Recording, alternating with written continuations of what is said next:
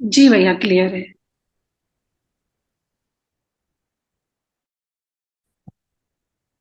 Okay.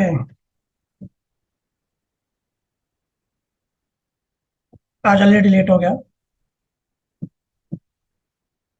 कुछ guest आए हुए थे तो लग रहा था पता नहीं संजोग बनेगा कि नहीं बनेगा। तो अभी इधर एक घटना सुनने में आई। 2 3 दिन पहले मैं न्यूज़ देख रहा था तो इसी साल 1 मई को कोलंबिया में एक प्लेन क्रैश हुआ। आप में से भी ये न्यूज़ देखी होगी बहुत लोगों ने।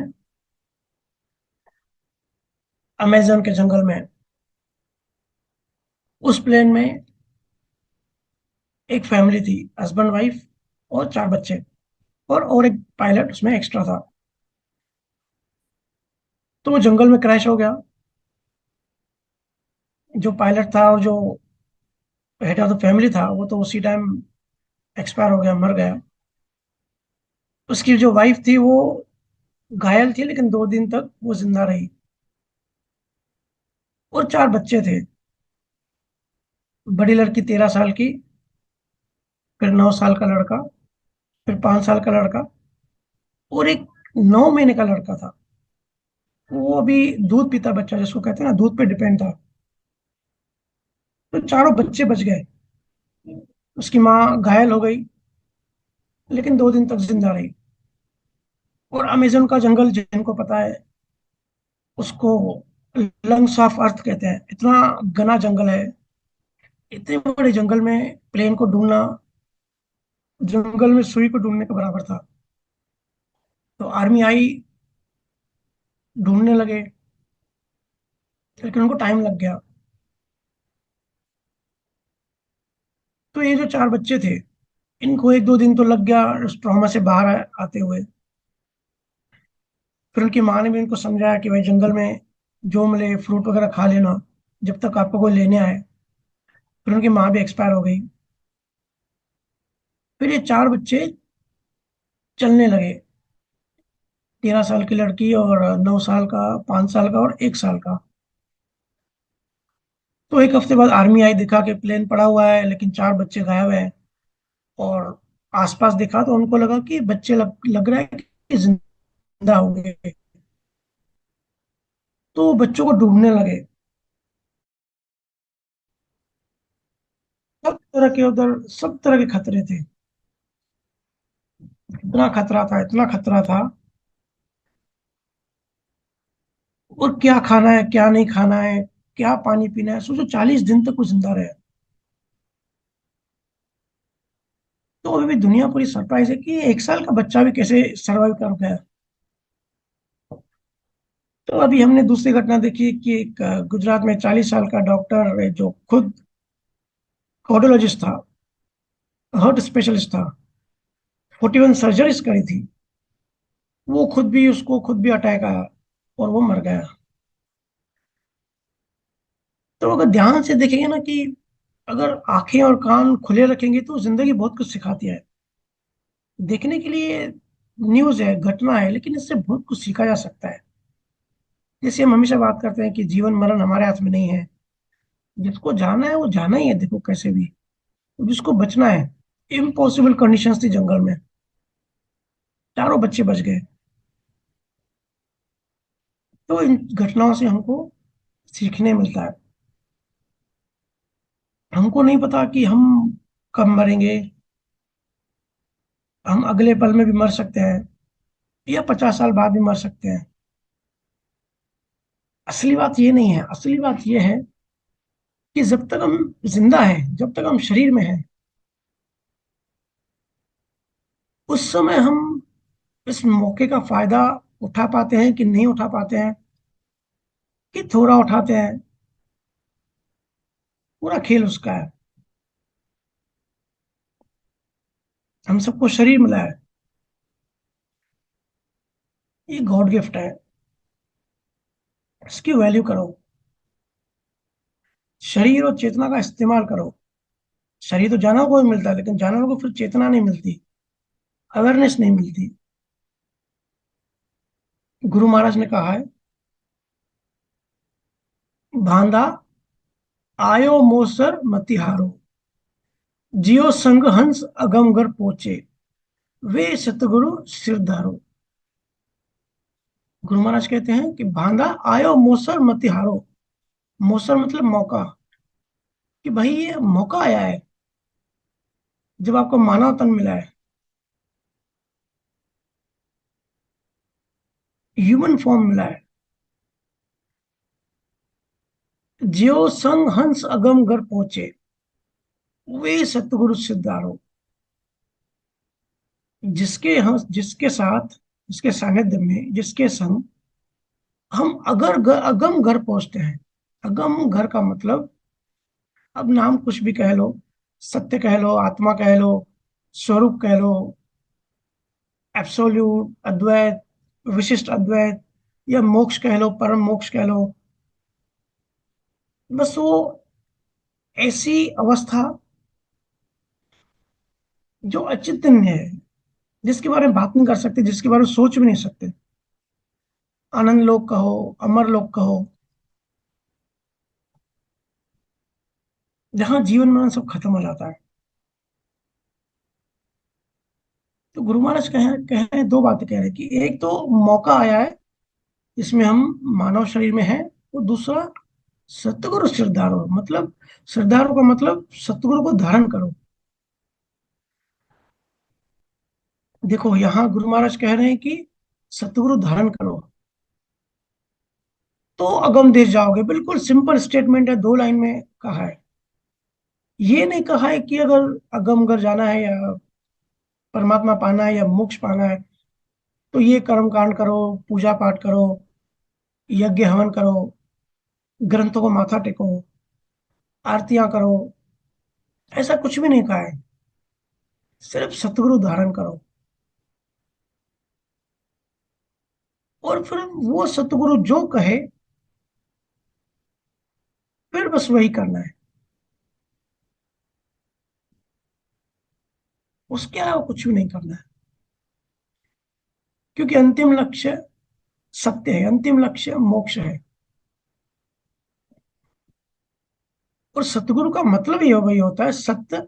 सत्य मतलब सनातन, और गुरु जो सनातन सत्य की बात करे, जो सनातन सत्य का मार्ग दिखाए, उसको धारण करो। और जो सनातन सत्य का मार्ग दिखाएगा वो सिर्फ सत्य की ही बात करेगा।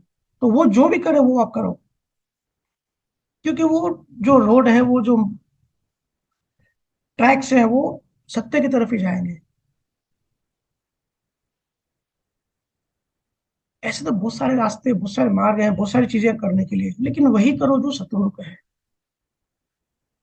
जैसे मेडिकल की दुकान होती है ना, मेडिकल की दुकान में हजारों दवाइयां पड़ी होती है, और हर दवाई का कुछ ना कुछ अलग अलग गुण होता है, पर हम सब नहीं ले सकते। हमको सिर्फ जो तकलीफ है उसी की ही दवा चाहिए। तो वो कौन बता सकता है? तो जो डॉक्टर जो दवा लिख के देता है, प्रिस्क्रिप्शन जो बोलता है, हम वही लेते हैं ना मेडिकल से। सारी दवाइयां तो नहीं ले लेते। तो जो सतगुरु कहे बस वही करो, उसकी आज्ञा मानो। सतगुरु सत्य का अनुभव कराएगा। इसलिए सारे शास्त्रों में सारे गुरुओं ने सतगुरु की महिमा की। सतगुरु को प्रेम करो। प्रेम यानी क्या? जब हम सुनते हैं, कहते हैं कि सतगुरु से प्रेम होना चाहिए, सतगुरु से भाव होना चाहिए, इसका मतलब क्या है? सिंपल सी मीनिंग है। बहुत सारे लोग मेरे पास आते हैं, ये पूछते हैं, हम जिसको प्रेम करते हैं ना, हम प्रेम का मतलब है ध्यान। हम जिसको प्रेम करते हैं, हम उस पर ध्यान देते हैं। होता है ना ऐसे, जिससे प्रेम करते हैं हम, हमारा ध्यान उसी के पास, हमारी चेतना उसी के पास होती है। हम उस जैसा बनना चाहते हैं। तो जिसको हम प्रेम करते हैं ना, हमारा ध्यान पूरा उसके पास होता है। इसलिए गुरु को प्रेम करने को कहा जाता है, क्योंकि हमारा ध्यान गुरु के पास है। संसारी उलझनों में ध्यान नहीं है। और ये भी एक नियम है कि जिस पे हम ध्यान देते हैं, ऊर्जा वहीं जाती है। कई बार हम बात कर चुके हैं इसकी। तो जिस पे हम ध्यान देते हैं हमारी ऊर्जा बहती है उसके पास ही। फिर बात यहाँ तक खत्म नहीं होती, गुरु के पास भी बहुत सारी ऊर्जा है। तो वो ऊर्जा जो हम भेजते हैं गुरु के पास, जिसको हम प्रेम कहते हैं, वो गुरु से रिफ्लेक्ट होके वापस हमारे पास आती है। इसलिए जो कहते हैं ना कि गुरु की ब्लेसिंग कहते हैं इसको, रिफ्लेक्शन को। तो कहते हैं ना कि भाई, काफी सारे, लास्ट वीक भी जब गुरु की बात निकली थी तो मेरे से पूछे थे कि भैया फिर गुरु कुछ लोगों पे ब्लेसिंग करते हैं कुछ पे नहीं करते, ऐसे कैसे हो सकता है?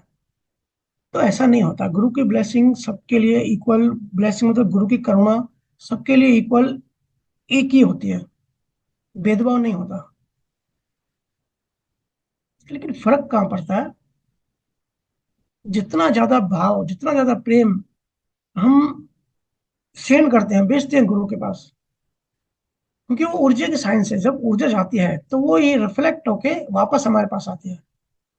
गुरु तो वही है, अकर्ता भाव में। सिर्फ जो हम भेजते हैं वही हमारे पास वापस आता है। हम भेजते हैं प्रेम, ब्लेसिंग बन के वापस आ जाता है। प्रेम से प्रेम रिफ्लेक्ट होता है। इसलिए गुरु पे जितना भाव हम भेजते हैं, वही एनर्जी रिफ्लेक्ट होके हमारे पास वापस आ जाती है। और वो ऊर्जा जो है ना, वो कोई मामूली ऊर्जा नहीं है। वो जो जिसको ब्लेसिंग कहते हैं ना, ब्लेसिंग का मतलब होता है कि सत्य की ऊर्जा। मतलब हमारे अंदर भूख पैदा होगी, प्यास पैदा होगी, एक विरह आएगी, एक तड़प आएगी, एक रोना आएगा।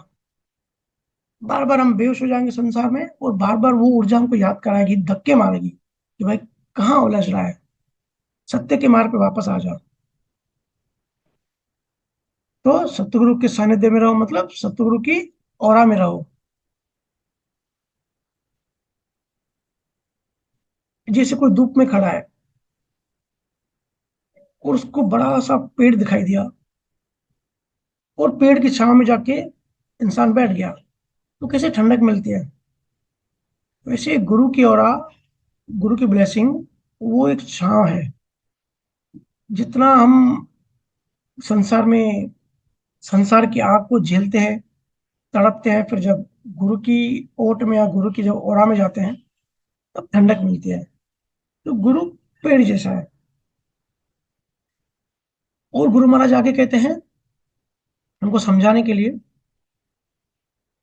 उमर जावे रे मना, हरी उमर जावे, हारा सुखरा दिन तो बीत गया, दिन दुखरा आवे रे, मोह माया री नींद में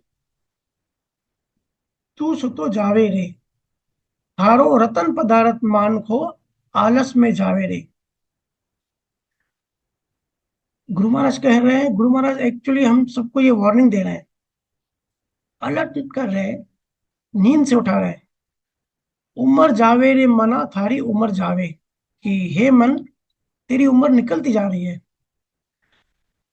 थारा सुखरा दिन तो बीत गया। जो भी ये लाइन पढ़ेगा या जो भी स्टेटमेंट सुनेगा, ये गुरु महाराज उसके लिए है, उसको कह रहे हैं कि भाई तेरे सुख के दिन खत्म हो गए, सुखरा दिन तो बीत गया, दिन दुखरा आवे रे। क्योंकि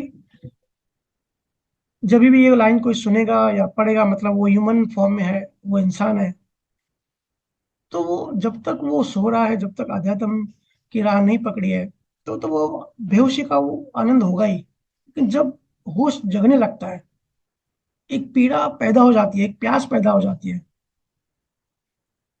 तो वो हमको मोटिवेट करते रहती है बार बार कि भाई हमको अभी आध्यात्म की लाइन में आगे बढ़ना है, आध्यात्म की छाह में ही आगे बढ़ना है।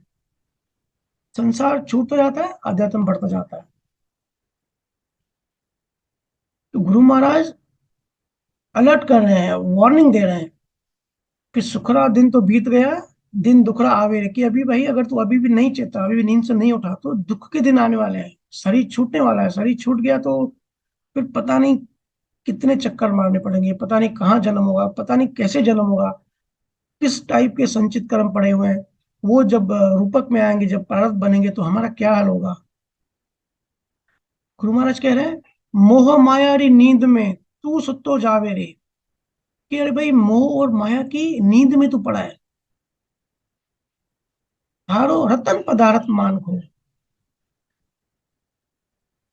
रतन पदार्थ मतलब रत्ना जो एलिमेंट्स हम देखते हैं, ज्वेलरी, डायमंड्स वगैरह। तो गुरु महाराज कह रहे हैं हरो रतन पदार्थ मान को, मतलब हमारा जो मान को मतलब मनुष्य, मनुष्य देह है, कि ये जो हमारी मनुष्य देह है ये एक रतन पदार्थ की तरह है, बहुत ही प्रीशियस है। आलस में जावे रे, है तो प्रीशियस, ये तो गॉड गिफ्ट है। पूरी कायनात जो है ना बेहोशी में है, सोई पड़ी है। एक ह्यूमन फॉर्म ही ऐसा है पूरी कायनात में जो जग सकता है, जो जिसमें अंदर पोटेंशियल है, जो कर सकता है,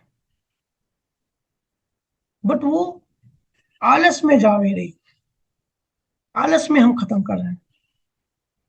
अब आलस, ये यहाँ पे बहुत सारे संत इसकी मीनिंग ऐसे करते हैं कि आलस, ये वाला आलस जो है, जो हम नॉर्मल आम भाषा में बोलते हैं कि भाई आलसी है, शरीर से आलसी। नहीं, गुरु महाराज उसकी बात नहीं कर रहे हैं।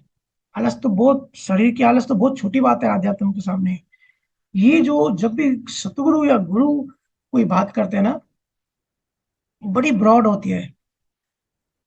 ये वाला आलस जो गुरु महाराज हमको समझा रहे हैं, ये कह रहे हैं कि अगर आप जगोगे नहीं, पुरुषार्थ नहीं करोगे, जागृति बढ़ाने की कोशिश नहीं करोगे, और जो कि हम सब नहीं करते, हम संसार में होते हैं, तो मतलब वो हमारा आलस है। अगर हम अध्यात्म में नहीं जगे तो वो हमारा आलस है, और हम संसार में गिरते जा रहे हैं। अगर कोई भी इंसान धरती पे मुक्ति की खोज नहीं कर रहा है तो वो आलसी है, वो आलस में है। और हम देखते ही हैं, सब कोई मोह माया की नींद में ही है। कितने कम लोग हैं जिनको मुक्ति की प्यास है और उसकी तरफ बढ़ने की कोशिश करते हैं, एटलीस्ट सोचते हैं। आउट ऑफ द बॉक्स कोई नहीं सोचता है। सब उसी घिसी पिटी जिंदगी में ही, कभी कोई सोचते नहीं है कि 6 करोड़ साल पहले जब डायनासोर थे, इंसान नहीं थे, तब धरती कैसी थी, फिर इंसान कैसे है, फिर कैसे समाज बना। आज हर किसी के दिमाग में ना समाज की ही बातें चलती है। कैसे मैं पड़ोसी से आगे बढ़ जाऊं, उसने 4 दुकान लिए तो मैं 8 दुकान ले लूं। हम सबकी ये वृत्तियां हैं। और ये समाज से आती है, सामाजिक वृत्तियां, कंपैरिजन, कंपटीशन, जलन। तो सोचो जब कोई भी नहीं था,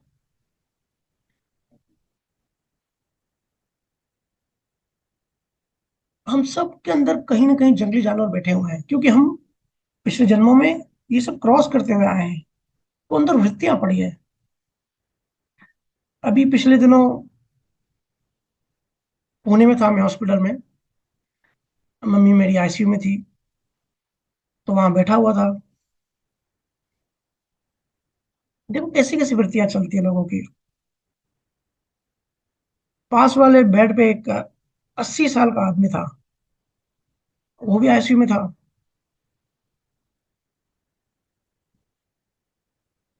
तो एकदम पास थे, तो जो बातें कर रहे थे वो सुनाई दे रही थी। तो वो अपनी बेटी को बोल रहा था, मतलब पूछ रहा था कि कौन कौन मिलने आया, कौन कौन मिलने नहीं आया। वो बोल रहा था कि अभी तक दीपक मिलने नहीं आया, और बेटी को बोला था कि तेरा ससुर भी अभी तक आया नहीं है, ये मिलने नहीं आया, वो मिलने नहीं आया। हिसाब लगा रहा था। मैं हैरान हो रहा था, अरे हिसाब क्यों लगाते हो भाई, जाने वाले हो अभी। 80 साल उम्र हो गई, आईसीयू में पड़े हो, और ध्यान कहाँ है कि भाई मैं तो जाता था इसके पास मिलने, ये मिलने क्यों नहीं आया। ये कैलकुलेशंस। देखो बुद्धि कितनी छोटी हो गई है, इतना दायरा छोटा है। ये पता नहीं है कि मैं कल मरने वाला हूँ। ये सब हिसाब किताब है ना, ईगो लगाता है। हमारा अहंकार हिसाब किताब करता है, कैलकुलेशन करता है। लोग पैसे में, प्रॉपर्टी में, हिस्सों की लड़ाइयों में, इसी में उलझे हैं, जो कि ये बहुत बाहर डेवलप हुआ। सोचो अगर समाज नहीं होता, बहुत थोड़े जो पहले होते थे, 4-5 लोग ही होते थे, तो वो थोड़ी थोड़ी वो ऐसे उनके मन में ऐसे प्रॉपर्टी की लड़ाई, या तो पैसे की लालच। जब पैसा बना ही नहीं था, जब बार्टर सिस्टम चलता था, एक्सचेंज सिस्टम चलता था, तब थोड़ी राग द्वेष पैदा होते थे। तो जितने हम डेवलप हो गए, जितने हम सामाजिक हो गए, उतना हमारा मन विकृत होता गया। तो गुरु महाराज कह रहे हैं अपना अनमोल जो रतन है, अनमोल रतन पदार्थ, वो हम गंवा रहे हैं इन सब बातों में।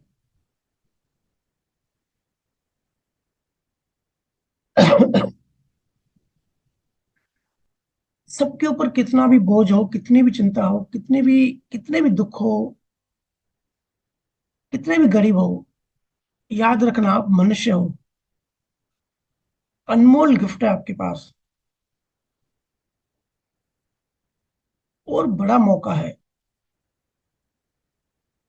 स्टीफन हॉकिंग का पूरा शरीर खराब था, सिर्फ होश था, उस होश को भी उसने यूज किया अपनी चेतना बढ़ाने में।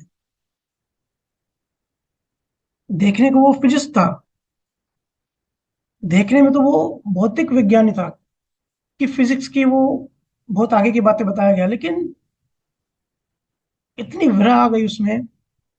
जब वो इंडिया आया था तब भी उसने यही कहा कि मेरी यही प्रार्थना है कि नेक्स्ट जन्म में मैं ऋषि मुनियों के देश में पैदा हूँ। बहुत भौतिक ज्ञान मैंने स्टडी कर लिया, मुझे अध्यात्म ज्ञान चाहिए। ये विरह आना, ये होश आना एक बहुत बड़ी बात होती है।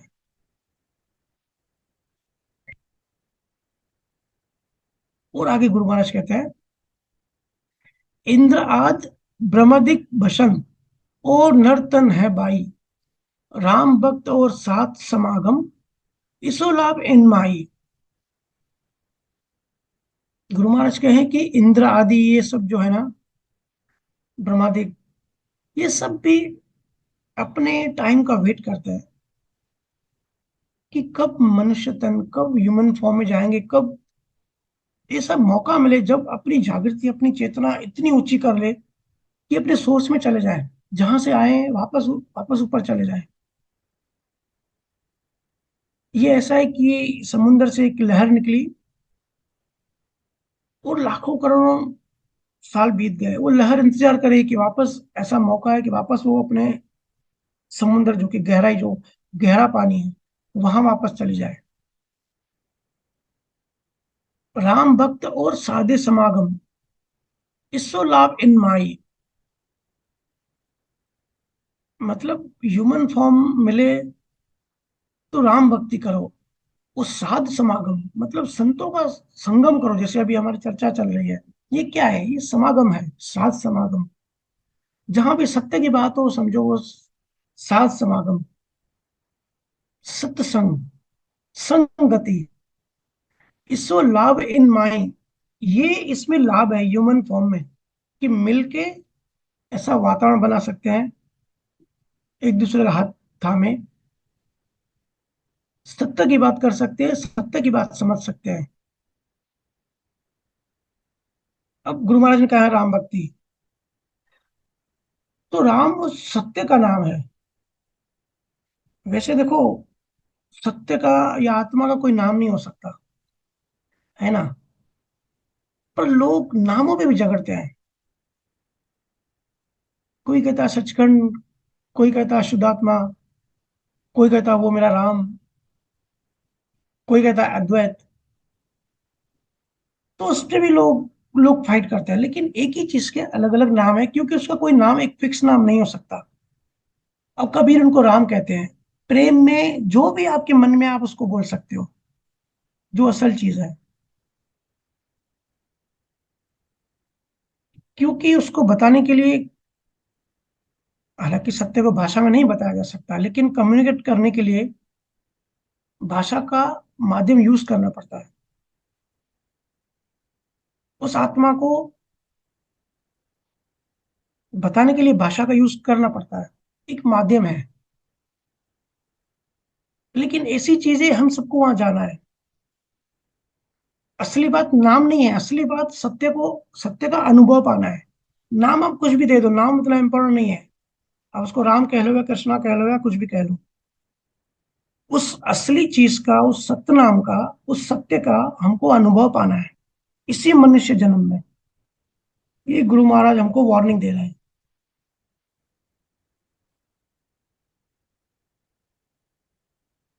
सब उस सत्य की बात कर रहे हैं। अगर कोई दूसरा नाम ले रहा है, जैसे कोई कह रहा है कि अद्वैत, है ना, तो अब समझ लो कि वो भी राम की बात कर रहे हैं। जैसे माँ अपने बेटे को प्रेम में आके कुछ भी, तू मेरा बाबू है, या नाम लेती है, ऐसे अलग अलग नाम लेते हैं ना, मेरा बेटू, मेरा बच्चा। ऐसे परमात्मा का कोई नाम नहीं हो सकता, सत्य का नाम नहीं हो सकता, सत्य का अनुभव हो सकता है। तो ज्यादा टाइम अभी नहीं लेंगे, काफी सारे सवाल पेंडिंग हैं। तो अगर लाइव लाइव क्वेश्चन है तो आप लेना स्टार्ट कर सकते हैं, अगर हो तो। जी भैया। और ठमकी अंकल, आप अपना अनम्यूट कीजिए।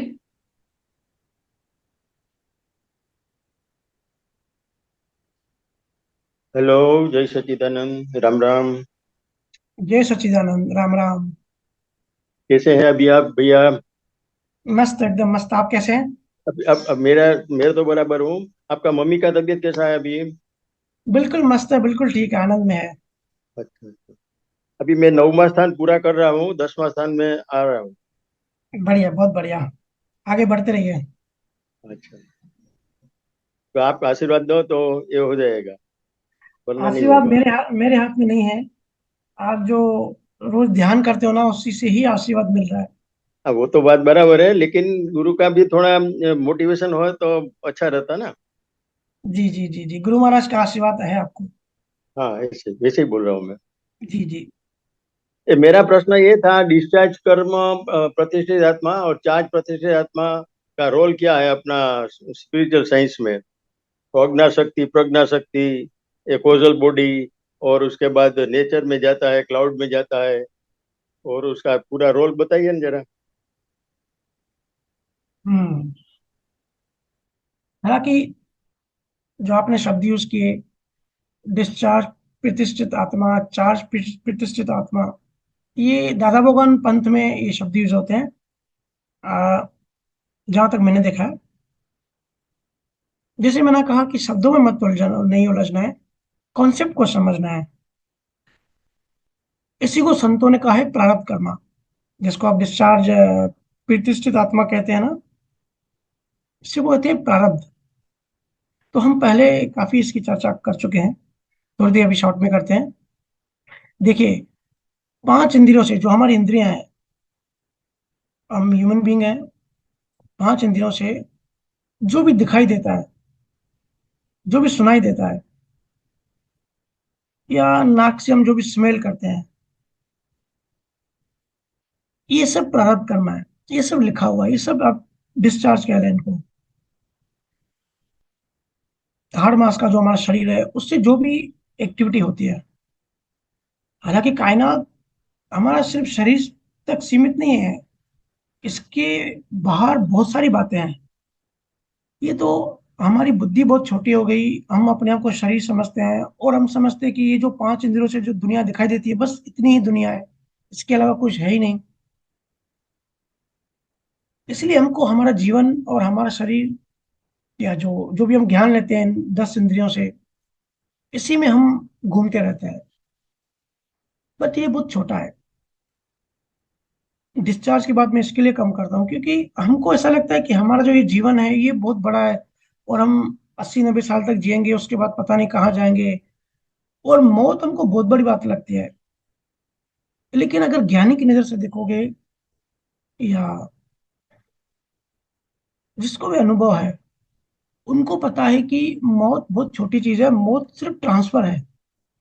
बस 80-90 साल हम एक जगह पे थे, और शरीर हमारा डैमेज हो गया, cells cells new cells chromosomes बनने बंद हो गए, और जिस ग्रुप के हम आसपास थे, जिस देश में, जिस परिवार में थे, उससे हमारा बैंक अकाउंट खत्म हो गया, तो वहां से निकल के बस दूसरी जगह जाते हैं। ज्ञानी के लिए छोटी बात है। आज आप भुज में रहते हैं, शरीर छोड़ के फिर आप अहमदाबाद में आ जाओगे। सिर्फ इतना ही काम है, ज्ञानी की नजर में और कुदरत की नजर में इतना ही बस डिफरेंस है। बदल जाता है, जगह बदल जाती है, लोग बदल जाते हैं, भाषा बदल जाती है। बहुत छोटी बात है, लेकिन हमको बहुत बड़ी बात लगती है, क्योंकि हमको ज्ञान नहीं है, हमको सब शरीर और इसके आसपास ही चीजें अभी तक अनुभव है, इसके आगे का इंद्रियों का अनुभव है, इंद्रियातीत अनुभव है ही नहीं, है ना। अभी बात करते हैं चार्ज की। जो मैंने कहा ना कि पूरी कायनात, या ये जो डिस्चार्ज वाला पार्ट है बहुत छोटा पार्ट है। बड़ा पार्ट क्या है फिर? बड़ा पार्ट है चार्ज वाला। मैं जो शब्द यूज करता हूँ, क्योंकि आज शब्द वही यूज करना चाहिए जो आसान लगे। तो डिस्चार्ज में जो भी हमको प्रारब्ध कर्म में कर्म भुगत भुगतते टाइम जो भी हमारा शरीर पीड़ा या आनंद अनुभव करता है, या हमारा मन संजोग के हिसाब से हमारे मन में जो थॉट आता है, वो प्रारब्ध कर्म बोल सकते हैं या तो डिस्चार्ज कह सकते हैं। ठीक है ना। मन जो होता है वो सॉफ्टवेयर होता है। अभी हम कोई भी चीज, अभी हम ड्राइविंग करेंगे तो मन का वहाँ काम जरूरी है। या हम कोई प्लानिंग करेंगे, हम यहाँ से मुंबई से पुणे जाएंगे, तो सॉफ्टवेयर उस पर काम करेगा।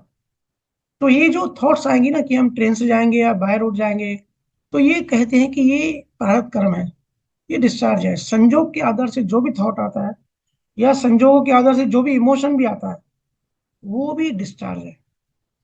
ठीक है।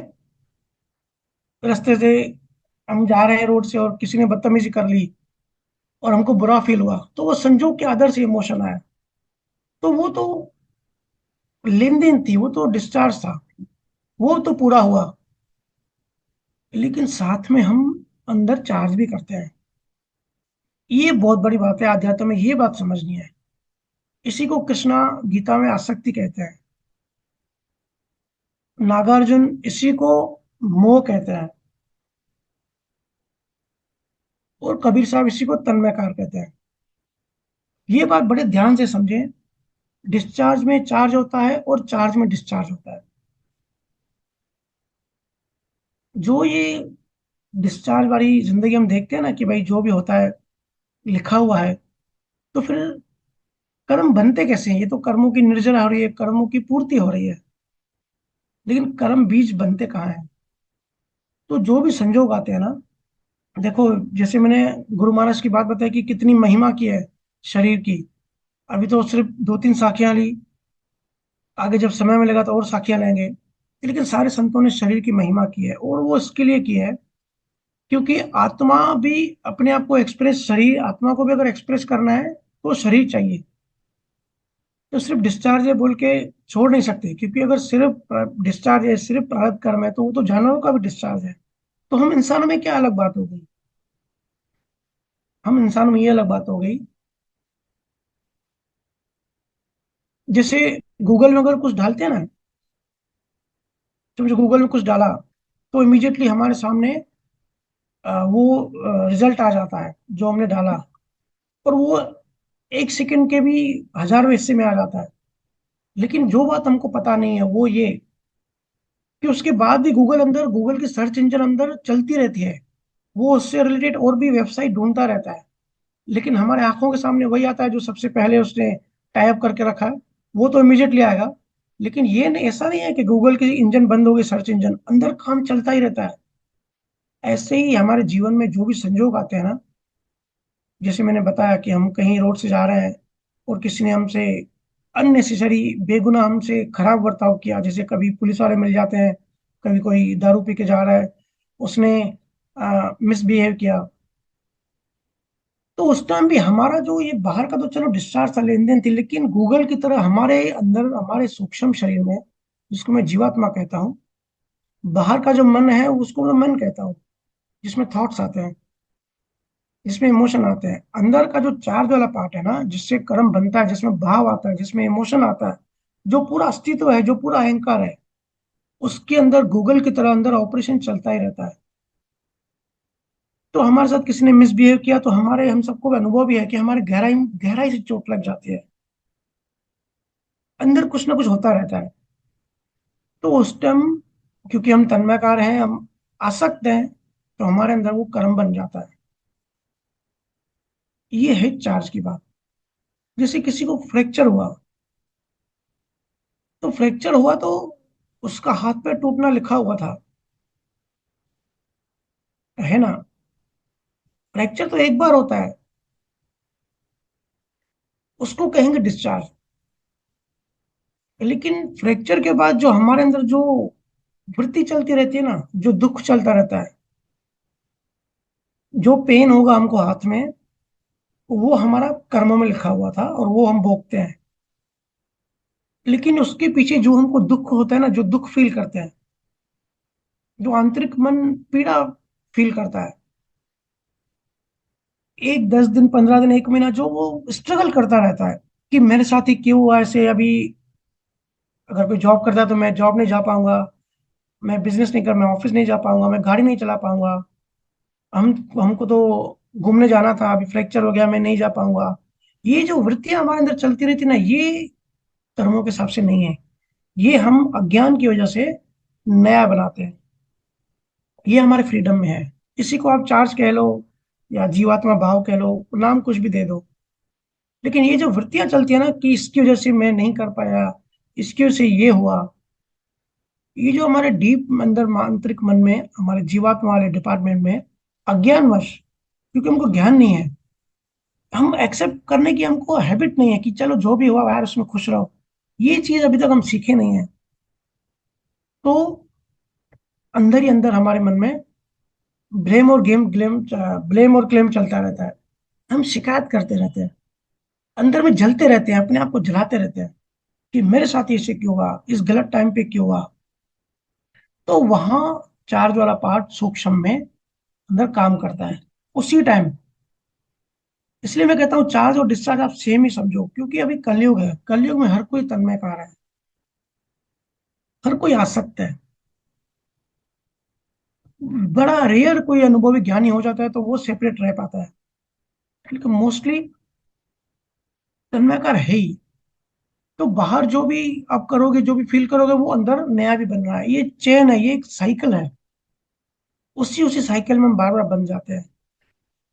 गुरु महाराज ने बीज और वृक्ष का एग्जाम्पल देके समझा है कि जैसा बीज होता है वैसा वृक्ष होता है। एक बीज में वृक्ष बनता है और उस एक वृक्ष में लाखों बीज बनते हैं, फिर उस लाखों बीज में से फिर लाखों करोड़ पेड़ बनते हैं। यही लॉ ऑफ कर्मा है। जो भी हम संजोगों में, जीवन में जो भी अनुभव करते हैं, फील करते हैं, उसमें अंदर नया चार्ज, नया कर्म, नया भाव, नया बीज बनाते हैं। और उसकी भी जेरोक्स कॉपीज अंदर बनती जाती हैं।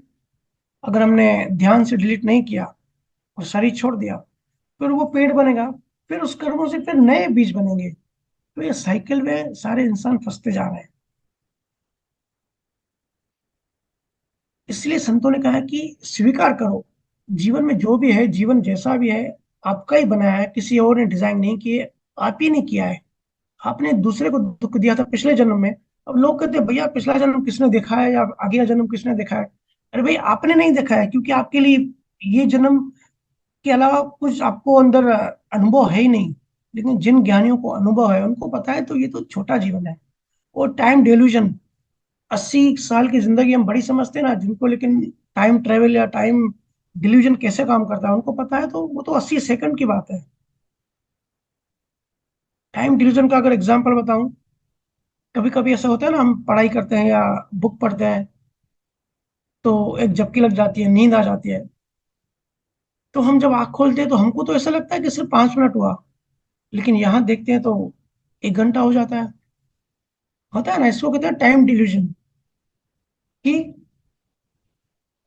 अलग वर्टिकल में डायमेंशन, अलग डायमेंशन में टाइम की कैलकुलेशन अलग है, टाइम अलग स्पीड से चलता है। हम अभी धरती पे हैं, या जिनकी चेतना छठे स्थान पर है, या जिनको शब्द भी नहीं मिला है, जो भजन भी नहीं करते, वो तो अभी धरती की ग्रेविटी में ही है। तो अभी जो टाइम चल रहा है ना जिस स्पीड से, उनके लिए वही है। लेकिन जो ज्ञानी अनुभव हो जाते हैं, जिनका दर्शन द्वार हो जाता है और ऊपर एस्टेब्लिश हो जाते हैं, उनके लिए टाइम सेम नहीं रहता। इसलिए ज्ञानी मुस्कुराते हैं। ज्ञानियों के लिए एक जन्म, दो जन्म, पिछला जन्म, आगे का जन्म 80 सेकंड की बात होती है। 20 साल नहीं, 20 सेकंड की बात होती है। क्योंकि सत्य कुछ भी नहीं है। सब एक दूसरे से कंपैरिजन में है, सब एक दूसरे से रिलेटिव में है। तो चीजों को स्वीकार करें। स्वीकार करेंगे ना तो मन का जो आंतरिक, जो गूगल की तरह जो अंदर चल रहा है ना, वो स्टॉप हो जाएगा, या तो उसकी इंटेंसिटी कम हो जाएगी। दुख मतलब दुख आपको कम हो जाएगा। आपको भी अनुभव होगा, किसी भी चीज को अगर स्वीकार करेंगे ना, तो अंदर का दुख खत्म हो जाता है। और जितना दुख कम होगा उतने कर्म, नए कर्म कम बनेंगे। जितना ज्यादा दुखी होंगे, जितना ज्यादा दुखी फील करेंगे, अभी रोना धोना करेंगे, उतने ज्यादा इमोशंस बनेंगे, उतने ज्यादा कर्म बनेंगे। ये सब विज्ञान हमको समझना पड़ेगा,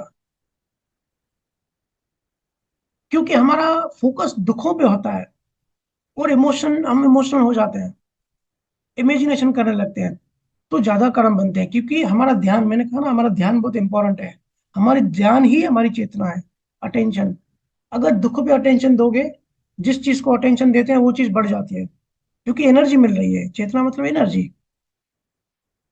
इसलिए पिछली बार हमने चर्चा की थी कि ध्यान को डाइवर्ट कर दो। अगर पेन फील हो रहा है और आपने ध्यान को डाइवर्ट कर दिया, सतगुरु में लगा दिया, ज्ञान में लगा दिया, मुक्ति में लगा दिया, अध्यात्म साइंस समझने में लगा दिया, तो इमोशंस कमजोर होने लगेंगे। और जितने इमोशंस कम, नेगेटिव इमोशंस कमजोर होंगे, उतने आप पॉजिटिव आप बनते जाओगे। इस तरीके से इंसान पॉजिटिव बनता है। वो जो मोटिवेशनल जो वीडियोस होते हैं ना, उसमें चिल्ला चिल्ला के बोलते हैं पॉजिटिव बनो, पॉजिटिव बनो, फिर घर जाके वापस नेगेटिव हो जाते हैं। क्योंकि बाहर से पॉजिटिविटी नेगेटिविटी नहीं आती, हमारे अंदर से आती है। तो और जीवात्मा मतलब अंदर का मन और बाहर का मन भी एक दूसरे से रिलेटेड है। शरीर मन को बदलता है और मन बिहेवियर को बदलता है, और इन सब से कर्मों पे असर करता है। जैसे अगर कोई दुखी है, कभी आप एक्सपीरियंस करना, अगर कोई दुखी है तो फेस पे स्माइल ला दो। हालांकि मुश्किल काम है, लेकिन कोशिश करो, फेस पे स्माइल करो, देखो दुख थोड़ा फ्रैक्चर हो जाएगा, कम हो जाएगा। कभी ट्राई करो, बाथरूम में या कहीं दरवाजे में हमारी उंगली फंस जाती है तो बहुत पेन होता है, उसी टाइम आप स्माइल लाओ फेस पे, गारंटी देके कह रहा हूँ पेन 50% कम हो जाएगा। क्योंकि ये जो हम पेन फील करते हैं ना, ये हमारा शरीर भी करता है। शरीर मतलब शरीर ब्रेन को सिग्नल भेजता है, और ब्रेन हमारा फील करता है। और 50% हमारा आंतरिक मन करता है। तो जैसे ही आप स्माइल देंगे ना, तो आपका आंतरिक मन शांत हो जाएगा कि भाई कोई प्रॉब्लम नहीं है। बाहर की पीड़ा तो कर्मों से है, वो तो भोगना ही पड़ेगा। आपका ब्रेन जो फील करेगा वो तो फील करना ही पड़ेगा। उसका कोई सॉल्यूशन नहीं है, उसका एक ही सॉल्यूशन है, भजन सुमरन से जो प्रारब्ध कर्म सॉफ्ट होते हैं वो। लेकिन यहाँ उसकी बात नहीं कर रहा हूँ। आंतरिक मन में जो है, पेन की फीलिंग कम हो जाएगी सिर्फ स्माइल लाने से। इसलिए संत कहते हैं कि चिंता मत करो। इस जन्म में बच्चों की चिंता करोगे तो अगले जन्म में यही चिंता आपकी 1000 गुना बढ़ के आएगी, क्योंकि कर्ता भाव आ गया। इसी से रिलेटेड काफी लोग कहते हैं कि ध्यान तो शरीर करता है और ये क्रिया है, ये तो लिखा होगा तो होगा, नहीं तो नहीं होगा। अरे भाई ऐसा नहीं है। मैंने कहा ना, ये सिर्फ 5% है। जो हमारी इंद्रियों, जो हमारी ये फिजिकल बॉडी है ना, ये भी गॉड गिफ्ट है, लेकिन 5% है पूरी कायनात से कंपेयर करेंगे तो। ध्यान शुरू तो शरीर करता है, क्योंकि जहां हम होते हैं वहीं से शुरुआत करनी पड़ती है। लेकिन ये डिस्चार्ज वाले पार्ट से ट्रेवल करके चार्ज वाले पार्ट में जाता है, हमारी जीवात्मा के अंदर जाता है। फिर वो जीवात्मा का पूरा नक्शा बदल देता है। जीवात्मा की जो भी संस्कार, वृत्तियां, पुराने मेमोरीज, पुराने कर्म, वो सब वहां से साफ होने लगते हैं, बैलेंस होने लगता है। और भी अगर आपको एग्जांपल दूं, जैसे आपने डिस्चार्ज और चार्ज का पूछा, तो ये सिंपल ऐसा है कि एक फैक्ट्री है बहुत बड़ी, उसमें प्रोडक्शन हो रही है। समझो कार की फैक्ट्री है, तो वहाँ कार बन रही है, और एक उसी कार का शोरूम है। तो ये जो हमारा प्रारब्ध कर्म वाला हमारा शरीर है, जो लेन देन वाला जीवन है, ये शोरूम है उसी प्रोडक्ट का, जो प्रोडक्ट हमारे जीवात्मा की फैक्ट्री में बन रहा है। तो हमारी जीवात्मा जो है ना, वो उसको समझना इंपॉर्टेंट है। ये तो हम एक लाइन में कह लेते हैं कि भाई जीवन लिखा हुआ है, लेकिन इंपॉर्टेंट है आध्यात्मिक। अगर हमको बनना है, हमको अगर मोक्ष पाना है, तो जो हमारी फैक्ट्री है जीवात्मा, इसको समझना पड़ेगा। क्योंकि मुक्त होने के लिए समझ बहुत जरूरी है। तो ये फैक्ट्री में अंदर बहुत कुछ पड़ा है, जीवात्मा की फैक्ट्री में सब चीजें जमा होती जाती है। एवरी सेकंड, हर एक सेकंड में चीजें अंदर जमा हो रही है। आपने रास्ते पे किसी कोई दोस्त मिला, आपने हाथ मिलाया, वो भी अंदर एक अनुभव बन के संस्कार सेव हो गया।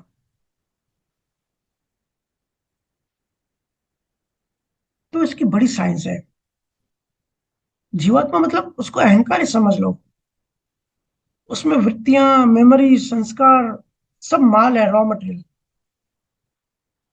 अज्ञान, हजारों जन्मों का जहर, हजारों जन्मों जन्मों की जब भी हमने खराब नियत की होगी, जानवरों जैसी वृत्तियां, हमारे बिलीव सिस्टम्स, हमारी मान्यताएं, सब कुछ इस फैक्ट्री में चल रही है, सब कुछ इस फैक्ट्री में पड़ा है।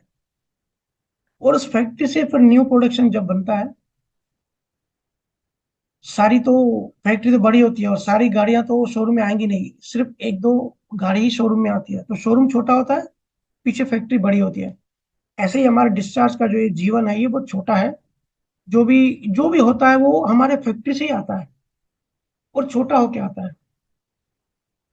इसका मतलब आज का जीवन हमारा जैसा भी है, समझो हमारा जीवन बहुत खराब है, हम दुखी दुखी हैं, हमारा हैंडीकैप है, हमारी हेल्थ अच्छी नहीं है, हमने एजुकेशन नहीं करी, हमको सतगुरु नहीं मिले, हमको ज्ञान नहीं मिला, मतलब हमारे अंदर ऐसा गंदा मटेरियल पड़ा हुआ है।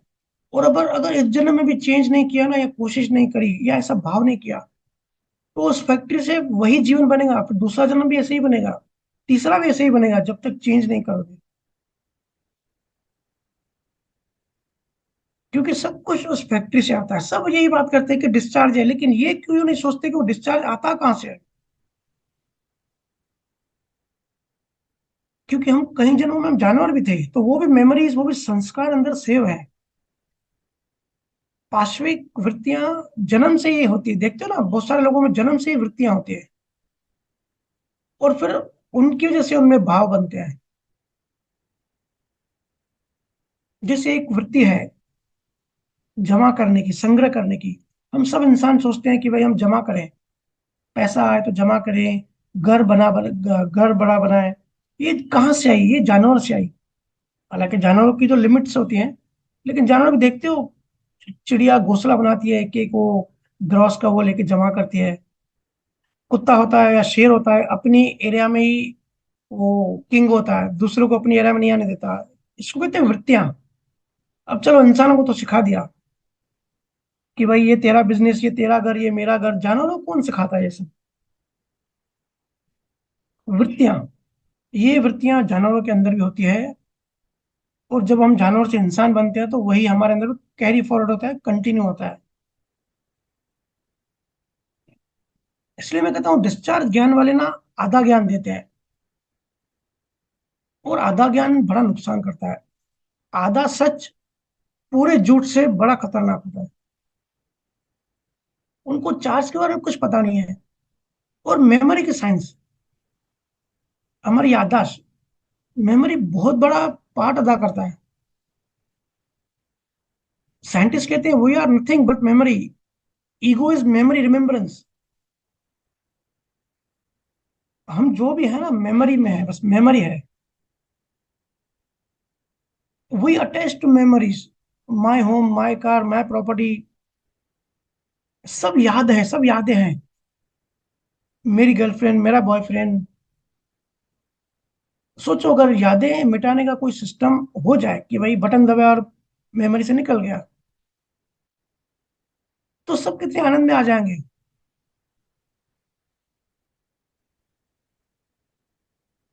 और डिस्चार्ज ज्ञान में जो बताते हैं कि सिर्फ डिस्चार्ज है, सब छोड़ दो, उनको चेतना का भी कुछ भी पता नहीं होता। क्योंकि वृत्तियां जो है, जिस स्थान पे आपकी चेतना है, आपके भाव, आपकी वृत्तियां, आपकी सोच उस अकॉर्डिंग होगी।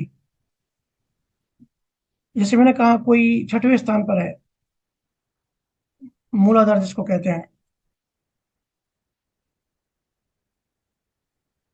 अगर वो वहीं फंसा है, या आम इंसान जो होते हैं वो लगभग वहीं होते हैं, बिल्कुल लोवेस्ट चेतना होती है, तो उनकी जो वृत्तियां, उनके जो भाव होंगे ना, उसी अकॉर्डिंग होंगे। आप कभी जाओ पुलिस स्टेशन, वहां देखो, जो ऐसे लोग होते हैं ना, चोर चक्के, पुलिस उनको पकड़ के नीचे बैठाती है, तो वहां जाओ, वो लोग आपको जो नीचे बैठे हैं उनको आप देखोगे तो आपको आंखों में दिख जाएगा कि इनकी वृत्तियां ही ऐसी है। उनके जीवन में सिर्फ लड़ाई झगड़ा। अब मैं उस दिन न्यू मुंबई वाशी गया था, पुलिस स्टेशन गया था किसी काम से, तो देख रहा था, दो लड़के बाहर तो लड़ाई करके आए, फिर पुलिस स्टेशन में भी लड़ाई कर रहे थे। पुलिस भी उनको कंट्रोल नहीं कर पा रही थी। तो मैं जिस कुर्सी पे बैठा था, मेरे सामने ही दोनों को बिठा दिया, फिर मैं दोनों की चेतना देख रहा था। मतलब जिंदगी में और कुछ है ही नहीं, सिर्फ बस यही मारा मारी। क्योंकि चेतना बहुत नीचे है, चेतना का बड़ा विज्ञान है। चार्ज डिस्चार्ज में मत उलझो, चेतना को समझो। ये जो हम स्थान स्थान की बात करते हैं ना, आगे बढ़ते हैं, ये एक तरह का चेतना स्थान ही है। चेतना ऊपर चढ़ती है, दूसरे डायमेंशन में जाते हैं, और सब मेमोरी है। अगर हमारे बच्चे में मोह है, ठीक है, और वो मर जाता है, तो साइकोलॉजिकल बहुत बड़ा ट्रॉमा लग जाता है, फिर वो जन्मों जन्म चलता है, क्योंकि अज्ञान है। और सोचो, एक दिन पहले मेमोरी लॉस्ट हो जाए, मेमोरी चली जाए, भूल जाए कि ये हमारा बच्चा है, और वो मर जाए, तो भाव बनेगा?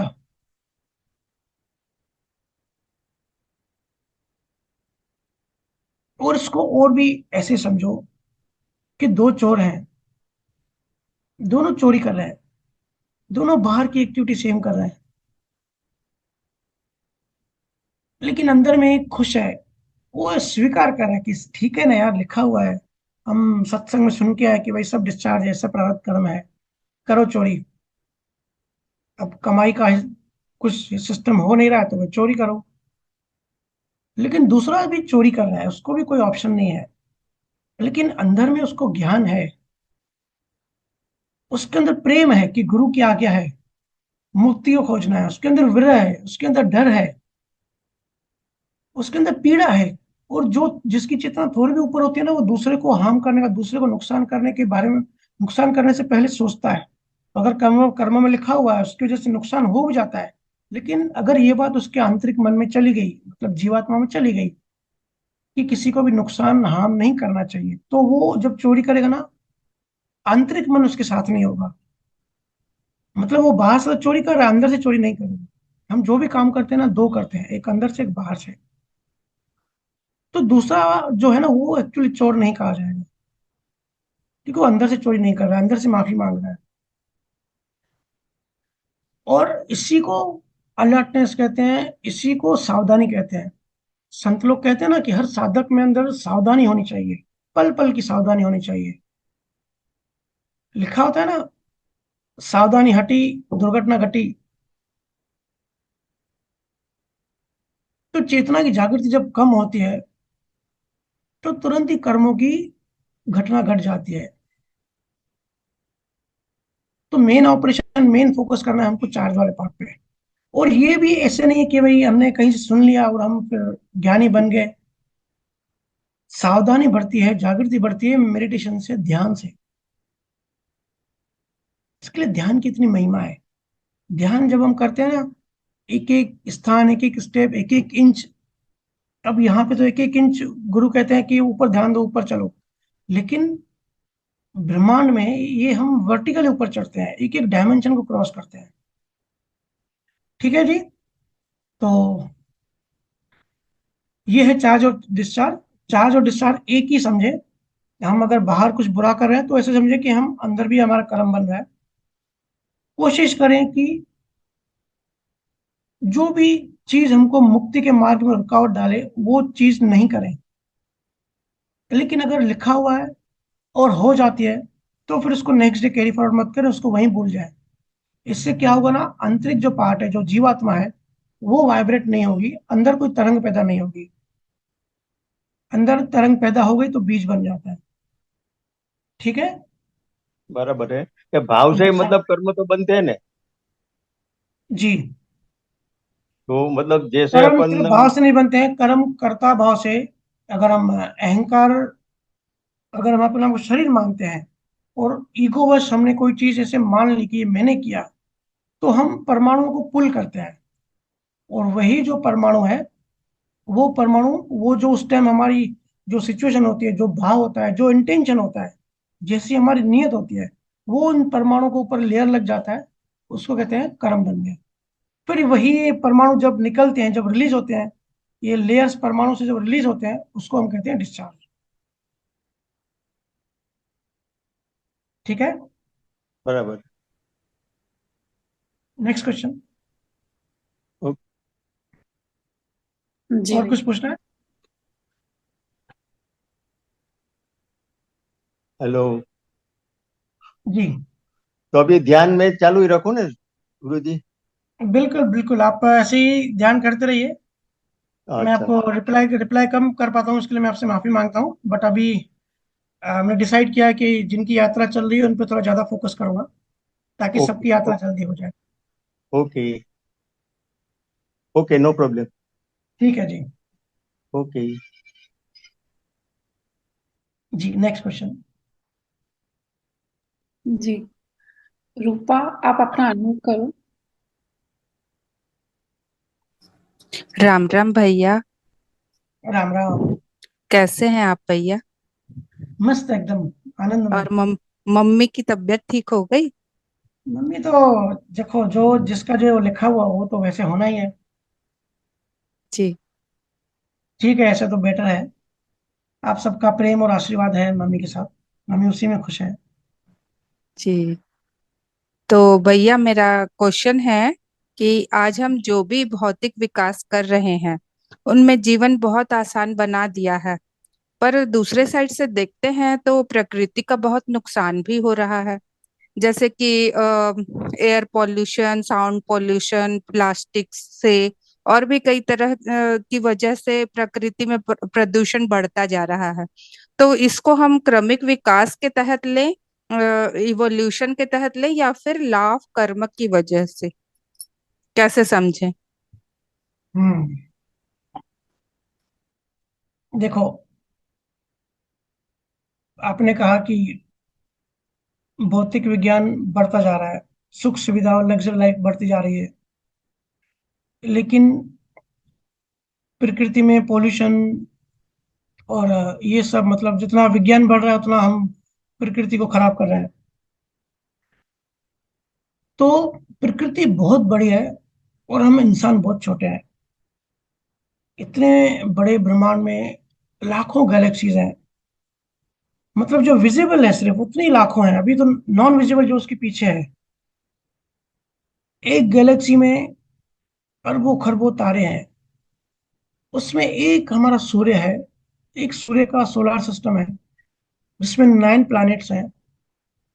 उस एक प्लैनेट अर्थ पे हम छोटे से इंसान रहते हैं। तो प्रकृति बहुत बड़ी है, हम बहुत छोटे हैं। ये तो एक पॉलिटिकल बात है कि क्लाइमेट चेंज हो रहा है और हमारे सुख सुविधाओं के कारण धरती खराब हो रही है। प्रकृति अपने नियम, अपने बैलेंस से चलती है। आध्यात्म तौर पे प्रकृति को इंसान कभी भी कुछ बिगाड़ नहीं सकता, सिर्फ फॉर्म चेंज होता है। और अगर कभी बैलेंस बिगड़ भी जाता है तो कुदरत अपने प्रकोप से उसको बैलेंस कर देती है। जैसे आप देखो, इंडिया में, चाइना में बहुत पॉपुलेशन है, अमेरिका में, ऑस्ट्रेलिया में, यूरोप में बहुत कम पॉपुलेशन है।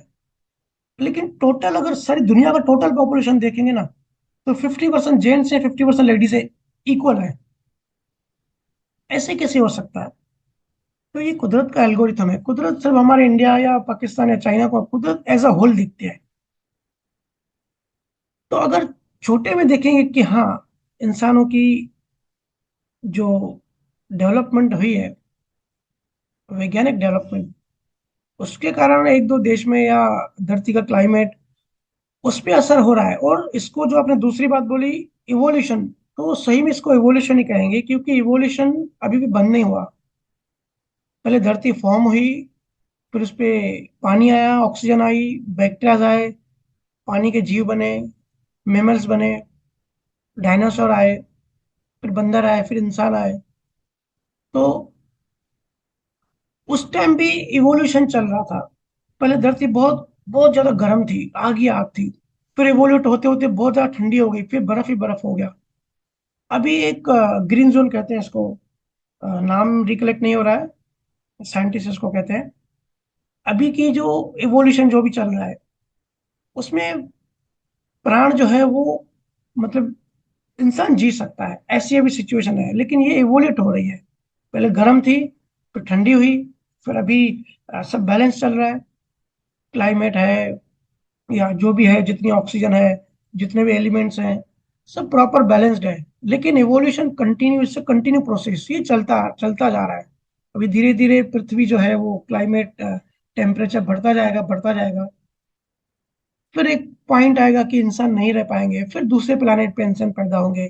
तो ये एवोल्यूशन हमेशा चलता ही रहेगा, ये नेवर एंडिंग प्रोसेस है। तो प्रकृति का बैलेंस इंसान कभी नहीं बदल सकता, एज अ ब्रॉड अगर देखेंगे तो, क्योंकि हम बहुत छोटे हैं, प्रकृति बहुत बड़ी है। हम यहाँ मेहमान हैं। हम ना प्रकृति को कुछ दे सकते हैं, ना उससे कुछ ले सकते हैं, सिर्फ मेहमान बन के आए हैं। प्रकृति के जो 3 गुण हैं, रजोगुण, तमोगुण, सतोगुण, और ये 4 जो उसके तत्व हैं, इन तत्वों को सिर्फ इस्तेमाल करना है। इन गुणों में, इन तत्वों में हम, मतलब चेतना इसमें उलझ गई है, इसमें फंस गई है। लेकिन है मेहमान, हम यहाँ के हो नहीं गए। हम यहाँ रहने आए, अनुभव करने आए, एक्सपीरियंस करने आए, और एक दिन इन सबको छोड़ के वापस अपने घर जाना है। हम सबका यही उद्देश्य है। बाकी हम कुदरत का बैलेंस नहीं बिगाड़ सकते। ठीक है रूपा जी?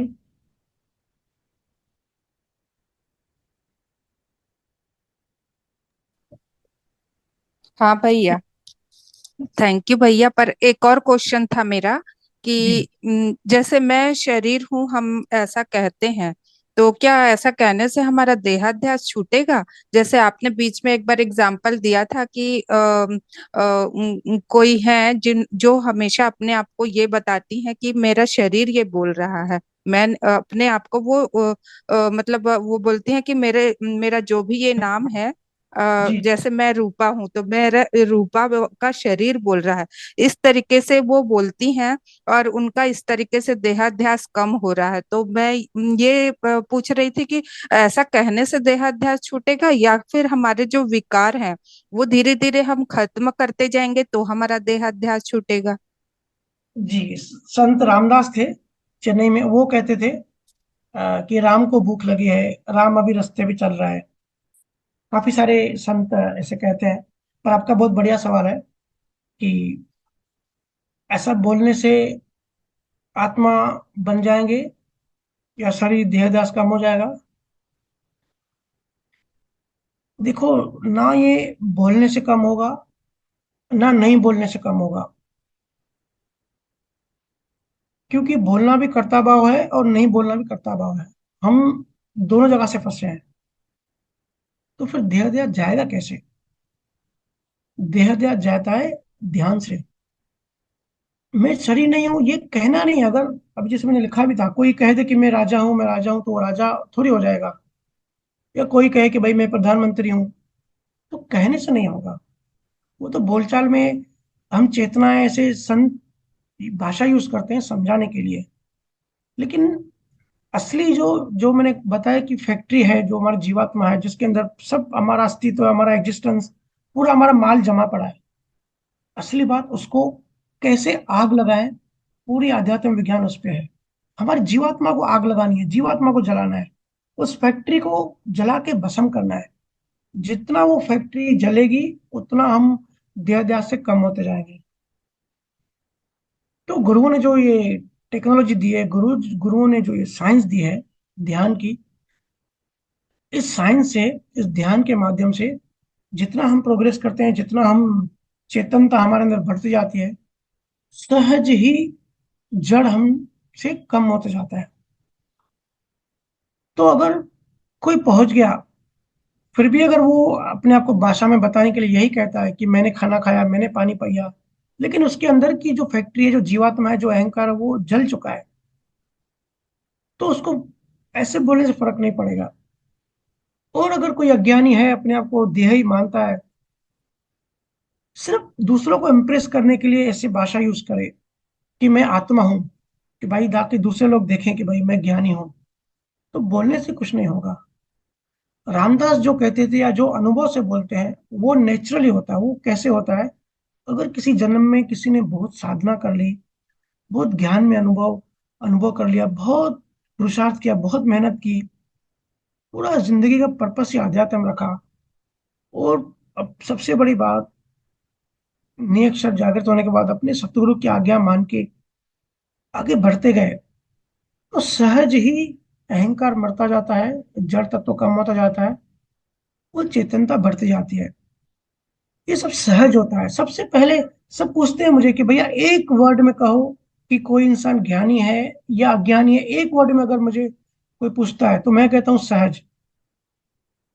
जो जितना परमात्मा के करीब पहुंचता है वो उतना सहज होता है, और जो जितना परमात्मा से दूर होता है ना वो उतना असहज होता है।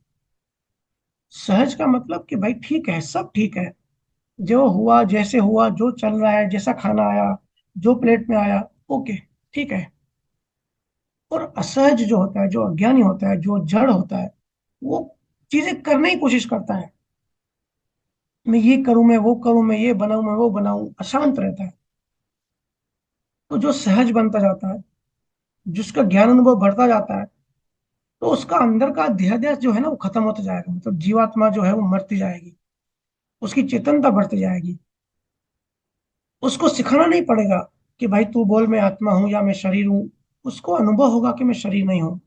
हो सकता है वो वर्ड्स में ना बोल पाए इस जन्म में, लेकिन जैसे ही उसका दूसरा जन्म होगा ना, वो अनुभव अनुभव की हुई चीज, जो हम दूसरा जन्म जो होता है ना, जो हम सार अपनी फैक्ट्री में जो सार लेके जाते हैं आगे कॉजल बॉडी में, वो सार ही उस फैक्ट्री से निकल के फिर हम बोलचाल हमारा आ जाता है।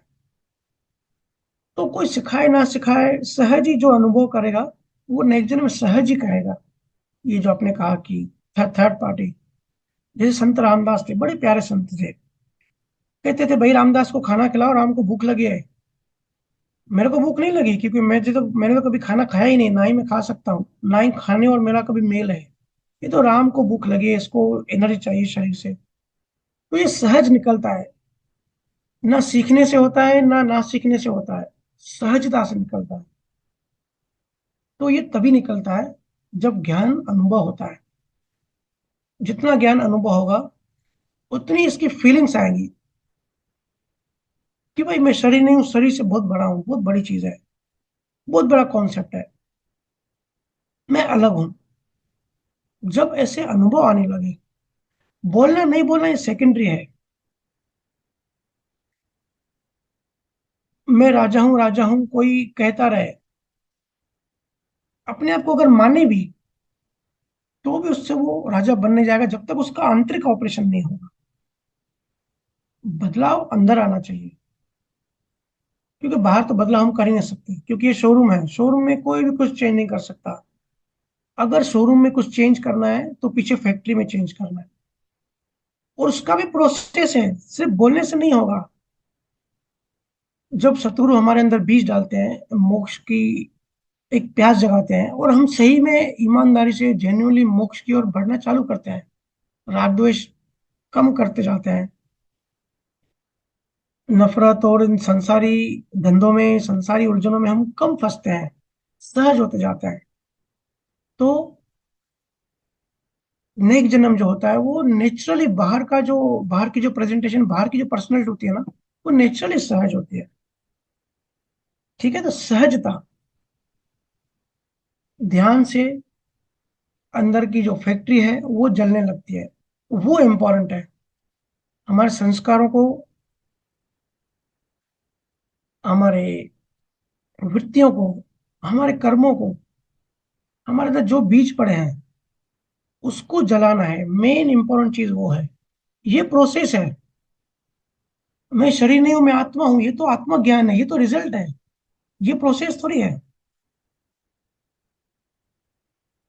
दूध को देख के हम कहते हैं कि ये भाई इसके अंदर घी है, या ये घी है, लेकिन वो इम्पोर्टेंट नहीं है। हमको अगर दूध से घी चाहिए और हम दूध को बोले कि हमको घी दे दो, हमको घी दे दो, तो वो घी ऐसे देगा नहीं, उसको कुछ प्रोसेस करना पड़ेगा। तो वो प्रोसेस जो आप सब ध्यान करते हो ना, वो ये प्रोसेस है। देहाध्यास धीरे धीरे कम होते जाता है, संसारी वृत्तियां, संसार थोड़ा बोर करने लगता है, अध्यात्म इंटरेस्टिंग लगने लगता है, ज्यादा हम रिश्ते नहीं बनाते। भले बाहर से निभाएंगे क्योंकि लिखा हुआ है, लेकिन अंदर में एक विरह पैदा होती जाती है। और ये स्लो प्रोसेस है, क्योंकि हम, हमारे ऊपर जो मट्टी है ना वो बहुत स्लो प्रोसेस से चढ़ी है। बहुत जन्मों से मट्टी हमारे अंदर चढ़ी हुई है। सतगुरु में बहुत महिमा, सतगुरु की बहुत पावर है। सतगुरु चाहे तो 1 मिनट में आपकी वो मट्टी निकाल सकते हैं, लेकिन जीव झेल नहीं पाएगा। इसलिए स्लोली बैलेंस्ड वे में प्रोसेस से वो मट्टी निकालने का काम हो जाता है जब नियक्षर जागृत हो जाता है। तो ये प्रोसेस है। बोलना नहीं बोलना इंपॉर्टेंट नहीं है, अंदर की मेन बात इंपॉर्टेंट है। ठीक है रूपा जी? जी भैया, बहुत बहुत धन्यवाद भैया, आपने बहुत सरल शब्दों में चीजों को हमें समझाया है, और वो चीजें अब ध्यान में रखेंगे। बहुत बहुत धन्यवाद भैया। जी धन्यवाद। दूसरा सवाल। जी हाँ, पूजा। राम राम भैया। राम राम। भैया मेरा सवाल ये है कि दूसरी जगह बोलते हैं कि मोक्ष के लिए कुछ नहीं करना है, सब कुछ छोड़ दो, तो क्या ये सही है? हम्म देखो, ये अधूरा ज्ञान है। कुछ नहीं करने की जो बात है ना, मैंने कई बार कहा है, कुछ नहीं करना है, ये बड़े ऊंचे संतों ने, अष्टवक्र ने कहा है, बड़े ऊंचे लेवल के संतों ने कहा है। लेकिन कुछ नहीं करने की जो अवस्था है वो कुछ करने के बाद आती है। वो तो वहां पहुंच गए तो उन्होंने वहां बोला, लेकिन वो उनको उनकी खुद के लिए वो बात है, या उनके लेवल के जो दूसरे संत हैं उनके लिए बात है। हमारे लिए वो बात नहीं है। क्योंकि अगर कोई कहता है कि कुछ नहीं करना है, तो कुछ करना भी, जैसे हम कहते हैं कि कर्ता भाव अगर आ गया, और कुछ ना करना भी करना ही हो गया। कुछ ना करना भी करना ही हो गया। ये अध्यात्म की थोड़ी गहरी बात है। अगर कोई कहता है कि भाई मैं कुछ नहीं करता, तो ये भी कर्ता भाव से वो बोल रहा है कि मैं कुछ नहीं करता, या आप लोग कुछ मत करो, कुछ करने की जरूरत नहीं है, ये बोलने में भी कर्ता भाव आ गया। ये ऐसा है कि जैसे कोई डोर पे नॉक करे, और जिसको वो बुला रहा है और वो सामने वाला कहे कि भाई मैं घर पे नहीं हूं, मैं सो रहा हूँ। ये वैसी बात है। ना करने, अज्ञानी को कुछ नहीं करने में भी अहंकार आएगा, अज्ञानी को कुछ नहीं करने में भी कर्ता भाव आएगा कि भाई देखो भाई मैं कुछ नहीं करता हूँ। वो दूसरा आदमी पता नहीं क्या क्या करता है, कर्म कांड करता है या भजन सुमरन करता है, मैं तो कुछ नहीं करता। तो ये जो मैं तो कुछ नहीं करता ना, ये भी कर्ता भाव है, इसमें उसका कर्म बन गया। ये उसकी जीवात्मा जो फैक्ट्री है और थोड़ी बड़ी हो गई। ये भी करना ही हुआ, उल्टे शब्दों में। जो संत समाधि को उपलब्ध हो जाते हैं, वो ये भी नहीं कहता कि कुछ नहीं करना है, कुछ करना है ये भी नहीं कहते हैं, और कुछ नहीं करना ये भी नहीं कहते। सिर्फ सहज, मैंने अभी कहा ना कि सिर्फ सहज हो जाते हैं। जो सत्य के नजदीक आ गया, वो सब कुछ करते हुए भी, भले बाहर से सब कुछ करेगा, तो भी अंदर से अकड़ता होता है। वो अंदर से कुछ नहीं करता, क्योंकि वो सत्य के बहुत नजदीक है।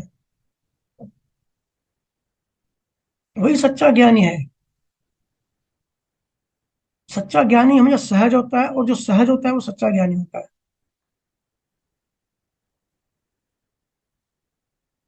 सच्चा ज्ञानी कभी भी कुछ जबरदस्ती ये करो या जबरदस्ती ये नहीं करो ऐसा नहीं कहता। क्योंकि कुछ करो, अगर डंडा मार के आप कहते हो कुछ करो, तो आपने पकड़ बना ली। वो डंडा मार के कोई कुछ कहता है कि ये मत करो, तो वो भी मन के दायरे में आ गया, वो भी पकड़ बना ली। दोनों ही असहजता है, दोनों ही सहजता नहीं है। ज्ञानी तो सिर्फ सत्य का खुलासा करते हैं, सिर्फ सत्य की बात बताते हैं कि भाई सत्य ऐसा है, साइंस ऐसी है। डॉक्टर जैसे कि भाई आप इधर फंसे हो, अभी आपकी उम्र ये है, अभी आपको ये बीमारी है, इसका इलाज ये है। कभी कोई डॉक्टर देखा फोर्स करे कि भाई आप मेरे से ट्रीटमेंट कराओ ही? डॉक्टर का काम है सत्य को बताना। फिर पेशेंट डिसाइड करता है कि इस डॉक्टर से इलाज कराना है कि नहीं कराना है, दवा लेनी है कि नहीं लेनी है। सहजता से डॉक्टर सहजता से बताता है कि आपको ये बीमारी है, इसकी दवा ये है, चाहे तो करो चाहे तो ना करो, करो तो आपकी मर्जी, ना करो तो आपकी मर्जी। ऐसे ही सच्चे ज्ञान इस सत्य का खुलासा करते हैं। अगर कोई, मैं देखता हूँ बहुत सारे पंथों में, सुबह 4 बजे उठ के ये अनुष्ठान करना है, ये करना है 40 दिन, तो वो ठीक है, वो अच्छी बात है, एक डिस्को में जाने से वो अच्छा है, लेकिन वो सत्य नहीं है। विवेक जागृत रखना है, कौन सी चीज का क्या रोल है, कहाँ रोल है, उसकी समझ हमको रखनी है। क्या अच्छा है क्या बुरा है मैं वो नहीं कहता, क्योंकि कुछ अच्छा बुरा होता ही नहीं है, लेकिन किस चीज का क्या रोल है वो जानना हमारे लिए जरूरी होता है। जैसे मैं ध्यान की वो साइंस बताता रहता हूँ, लेकिन कभी फोर्स नहीं करता, झंडा मार के। करते हो तो अच्छी बात है, नहीं करते हो तो अपना जन्म वेस्ट कर रहे हो। और एक बात, अभी अब पता नहीं आपने कहाँ सुना है कि कुछ मत करो। अब सवाल क्यों नहीं करते ऐसे लोगों से, कि जानवर भी फिर कुछ नहीं करते, और हमने भी अगर ऐसे ही कि चलो भाई डिस्चार्ज जीवन है, कुछ करने की जरूरत नहीं है, सब छोड़ दो, तो जानवरों में हमारे फर्क क्या होगा। जानवर भी सुबह उठते हैं, खाना ढूंढते हैं, पेट भरते हैं अपना, और रात को सो जाते हैं और बच्चे पैदा करते हैं। और हम इंसान भी अगर सहज ही नेचुरली ये सब सिर्फ यही सब करें, जैसा जीवन चल रहा है हम सबका, कुछ भी ना करें, अध्यात्म को पाने के लिए कुछ भी ना करें, तो जानवरों में और इंसान में फर्क क्या। हम में जो अवेयरनेस है, हम में जो होश है, हम में जो चेतना है, हम में जो जागृति है, हम जो अपने आप को समझ सकते हैं, कायनात को समझ सकते हैं, चीजों को समझ सकते हैं, तो डिफरेंस क्या रहा अगर सब कुछ छोड़ दिया तो। ये मुझे बड़ी स्टेट में अजीब लगती है कि कुछ भी मत करो। अरे भाई, अष्टावक्र के लिए कुछ नहीं करना था, क्योंकि वो पिछले जन्मों में करके आए थे। तो ये बात होती है, अगर सब कुछ छोड़ देंगे ना। और एक बात समझो, अगर सब कुछ छोड़ देंगे, कि आध्यात्म भी छोड़ दो, सब छोड़ दो, जैसे चल रहा है बस ऐसे ही चलने दो, तो 100% संसारी बनते जाओगे। क्योंकि संजोगों की भी मेल होती है, संजोगों की भी मिट्टी होती है, और वो हर सेकंड आपके ऊपर चढ़ रही है, इवन सपनों में भी। जैसे मैंने कहा कि आप रास्ते से जा रहे हो, तो कोई ऐसा आदमी जा रहा है कि चलो कुछ नहीं करना है, चलो ठीक है, आधी बात आपकी मान ली, कुछ नहीं करना है, क्योंकि सब लिखा ही हुआ है, जैसा चल रहा है जीवन वैसे चलने दो। तो किसी ने रास्ते में मिसबिहेव किया, तो अंदर से तो हर कोई तन्मयकार है, क्योंकि हम कलयुग में हैं, यही प्रूफ है। हम सब कलयुग में हैं, मतलब हम तन्मयकार हैं। कंटिन्यूअसली हम कर्म बनाते आ रहे हैं, तभी तो हम बार बार जीवन ले रहे हैं, इस साइकिल से बाहर नहीं निकले। तो कोई मिसबिहेव करेगा हमारे साथ, हमारा अपमान करेगा, तो हमारे अंदर एक फीलिंग आएगी, एक दुख होगा, तो वो हो गया कर्म चार्ज। उसको कहते हैं, संत कहते हैं कि मट्टी, संजोगों की मट्टी। क्योंकि जीवन तो है, जिंदा तो है, कोई आत्महत्या तो नहीं कर लिया है। सब कुछ छोड़ दोगे, तो ये ऐसा है कि नदी में आप पड़े हो, नदी जहां आपको ले जा रही है, आप वहीं जा रहे हो। तो नदी तो नीचे गिराती है, अगर नदी के साथ फ्लो करेगी तो आप नीचे गिरते जाओगे, और हो सकता है आगे गटर हो तो नदी आपको गटर में ले जाएगी, तो आप गटर में गिरते ही जाओगे। हमको नदी के फ्लो के अगेंस्ट में स्विमिंग करके, स्विमिंग मतलब पुरुषार्थ, आंतरिक पुरुषार्थ, नदी के फ्लो के अगेंस्ट में स्विम करके उसके अगेंस्ट में उस डायरेक्शन में जाना है, जहां से नदी स्टार्ट हो रही है, गंगोत्री, जहां से गंगा निकल रही है। देखो सिंबॉलिक है, शंकर जो शिव जो है, उनके दसम द्वार के ऊपर ही गंगोत्री ये जो निकलती है, वो क्यों निकलती है, पानी क्यों निकलता है, ये हमारे हमको समझाने के लिए है, सब सिंबॉलिक है। हमको नीचे नहीं गिरना है, हमको स्विम करके पानी के अगेंस्ट ऊपर चढ़ना है। ऊपर कहाँ तक चढ़ना है, दसम द्वार तक, जहां से वो गंगोत्री, जहां से वो गंगा की धार शुरू हो रही है। ये उल्टा कुआं है, ऐसे समझो कि समुंदर है, समुद्र के ऊपर लहरें हैं, लेकिन ये जो पूरी कायनात है, पूरा जो सत्य है, ये उल्टा है। मतलब दसम द्वार के ऊपर उल्टा समुंदर है, तो ऊपर जितना दसम द्वार के ऊपर जाओगे, उतना गहराई, उतना समुद्र में गहरे जाते जाओगे। और जितना दसम द्वार से नीचे गिरे, मतलब आप लहर बन गए हो। लहर मतलब अपने आप को अलग मानना, एग्जिस्टेंस से, सिस्टम से, परमात्मा से, आत्मा से अपने आप को एक अलग हमने अस्तित्व बना लिया अहंकार का, तो हम लहर हैं। लेकिन हमको लहर नहीं बनना है, हमको वापस उस गहरे समुद्र में जाना है। तो ये उल्टा कुआं है, संतों ने इसको उल्टा कुआं कहा है। मैं बहुत सुन रहा हूँ ऐसी चीजें। ऐसे भी इसी से रिलेटेड किसी ने कहा कि जो लोग ऐसे कहते हैं कि कुछ मत करो, कुछ करने की जरूरत नहीं है, वो ये भी कहते हैं कि प्रेम भी मत करो और पुण्य भी मत करो। ये बड़ा अभी फैशन सा हो गया है। पता नहीं आदि समझ क्यों अपनी बुद्धि इस्तेमाल नहीं करते, क्यों थोड़ा सा रिसर्च नहीं करते। नया कॉन्सेप्ट आया है कि भाई पाप जो है वो तो संसार से बांधता है और पुण्य भी संसार से बांधता है। तो हमको ना पाप करना है ना पुण्य करना है। फिर आ गया अधूरा ज्ञान, फिर आ गया ये एक लॉजिक, लॉजिक को सेटिस्फाइड करने वाली बात। लॉजिकली तो ठीक लगता है भाई, पाप भी फंसाता है पुण्य भी फंसाता है, तो हमको तो हम पुण्य क्यों करें, हमको संसार में थोड़ी फंसना है। अरे भाई आप पाप पुण्य कर ही रहे हो, आप ये सब सुनने से पहले अपनी पोजीशन अपनी सिचुएशन तो देखो। ये अधूरा ज्ञान है। ये किसी बड़े संत ने 5,000 साल पहले चीज कही और हम 5,000 साल बाद उसको अभी एप्लीकेशन कर रहे हैं, तो काम बनेगा ही नहीं। फिर कहते हैं कि हम सहजता नहीं आ रही हमारे अंदर। ये अधूरा ज्ञान है, ये बिना अनुभव का ज्ञान है, सुना सुना है। या तो ये अधूरा ज्ञान है या तो जिनसे कहा जा रहा है वो अधूरे हैं। क्योंकि लोगों से प्रेम से पेश आना, किसी की हेल्प करना, किसी दुखी इंसान के चेहरे पे मुस्कान लाना, किसी की मदद करना, ये सब पुण्य जो है ना, ये हमारे, ये सब जब हम करते हैं ना, एक करुणा रखना, जब हम किसी पेड़ से भी प्रेम करते हैं ना, तो हम मांस तो खा ही नहीं सकते, हिंसा के भाव हमारे अंदर उठेंगे ही नहीं। तो इससे हमारे अंदर क्या होता है, पुण्य जमा होते हैं। ठीक है। तो लोग कहते हैं कि पुण्य भी फंसाता है। अरे भाई पुण्य कैसे फंसाता है?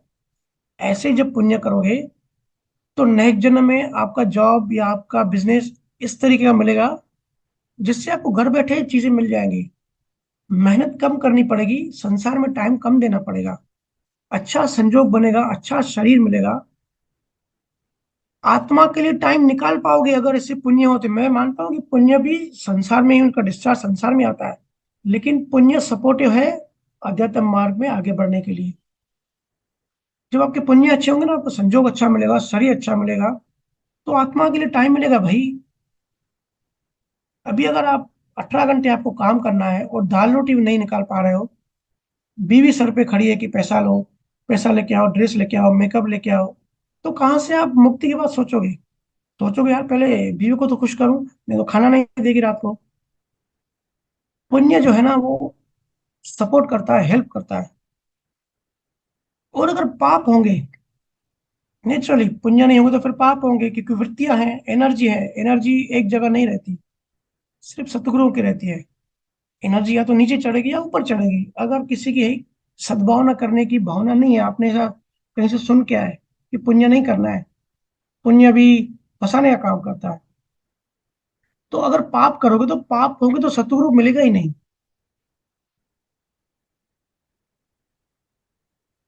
पुण्यों से भी संसार बढ़ता है ठीक है, लेकिन सच्चा वैराग्य ऐसे पुण्यों से ही आता है। जो भी मोक्ष में गया है ना, मैं इसलिए कहता हूँ कि आप बुद्ध महावीर की बायोग्राफी पढ़ो, कबीर का जीवन स्टडी करो। ये सब जो थे ना, 24 तीर्थंकर, वो सब राजा थे। तो राजा तो कोई ऐसे बन नहीं जाएगा, जरूर पुण्यशाली थे। अब जो लोग जैन धर्म को फॉलो करते हैं, काफी लोग अलग अलग डिपार्टमेंट बन गए, वो भी कहते हैं कि पुण्य मत करो। अरे भाई 24 तीर्थंकर वो राजा कैसे बने? जरूर पुण्य किए होंगे ना। ये बेसिक बात क्यों नहीं समझते? तीर्थंकरों को या राजा को 200-200 रानियां होती थी। और अब जहां आज कोई एक बीवी नहीं संभाल सकता, सोचो 200 बीवियां होंगी, तो पॉलिटिक्स, राजनीति, कंपैरिजन, लड़ाई कितनी होती होगी। तो उन आपस में राजनीति चलती रहती है। तो वो राजनीति देख के हो सकता है राजा को वैराग्य आए। ऐसी कहानियां हैं ज्ञानियों की, तीर्थंकरों की। अब किसी गरीब को जो पुलिस स्टेशन में बैठा है उसको तो वैराग्य जल्दी आएगा नहीं, पर जो राजा है जो भोग रहा है, इतने पुण्य हो गए कि भाई संसार भोग लिया, खत्म हो गया, इसके बाद कुछ बची नहीं है बात। जैसे हमारे मोदी साहब हैं, अब यूएस में हैं, बहुत बड़े पुण्यों का उनका ये रूपक आया है, कितनी रिस्पेक्ट मिल रही है। उनके अंदर में पता है क्या चल रहा होगा, वैराग्य आता होगा कि भाई अमेरिका में भी व्हाइट हाउस में उनको स्टेट डिनर मिल रहा है, असेंबली में दूसरी बार उनको स्पीच देने का चांस मिला। तो हमको लगता है अरे मोदी तो बहुत खुश होते होंगे, लेकिन असली में मोदी जैसा अच्छे आदमी के अंदर वैराग्य आता होगा, पुण्यों से वैराग्य आता है। पुण्यों से आदमी बड़ा आदमी बनता है। उनको वैराग्य आने का एक पोटेंशियल है, एक चांस है। लफड़े झगड़े करने वाले को खाना नहीं मिलता, उसको वैराग्य कहाँ से आएगा, कहाँ से वो गुरु की तलाश करेगा। जो झोपड़पट्टी में पैदा हुआ और ड्रग्स सेल करने का धंधा करता है, पैसा लूटने का काम करता है, उसकी वृत्तियां देखो, आपको लगता है उसके अंदर ये विरह आएगी?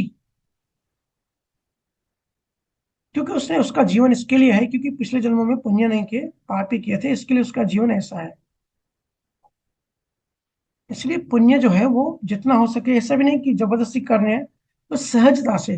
अगर किसी के चेहरे पे हम मुस्कान ला सकते हैं, कोई दुखी है, कोई परेशान है, किसी को ज्ञान ही दे दिया, तो वो भी हमारे अकाउंट में जमा होता है और वही हमको नेक्स्ट जन्म में और आध्यात्म की ओर एक कदम बढ़ाता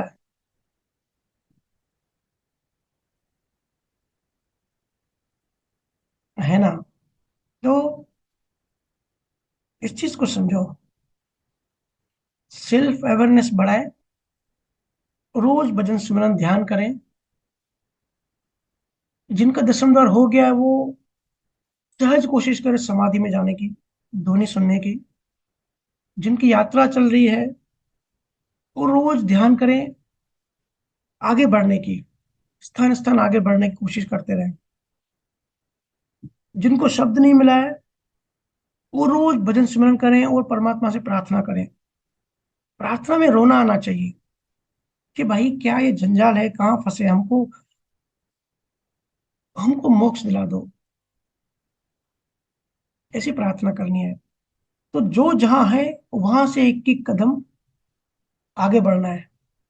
मैं फिर कहता हूँ, गुरु महाराज ने बहुत कीमती बात कही कि ये मनुष्य तन जो है बहुत गॉड गिफ्ट है, बहुत इंपॉर्टेंट है, बहुत वैल्यू वाला है। इसकी कदर करो, इसका फायदा उठाओ। ये आपकी एक जिंदगी है, इसको बेखौफ जियो।